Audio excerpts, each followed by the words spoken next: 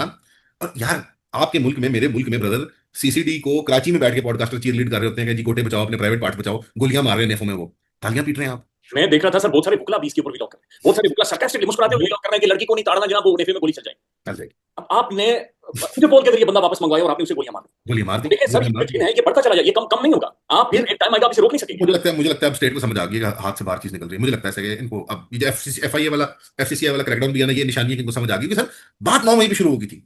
आप नवंबर के अंदर देखें, जो लोग कत्ल हुए, शहीद हुए इस्लामाबाद के अंदर, तो उनके जब जनाजे भी आ गए, स्टेट कह रही बंदा नहीं मरा। भाई हमने उनके जनाजे देख लिए यूट्यूब पे यार। अभी अब्बासी साहब, यार मैं नहीं कह रहा, मैं तो नाचीज हूँ, खकान अब्बासी थी, हाँ, ex prime minister of Pakistan, वो कह रहा है कि यार मेरे कॉन्स्टिट्यूएंट की लाश पे सियासत खेली जा रही है।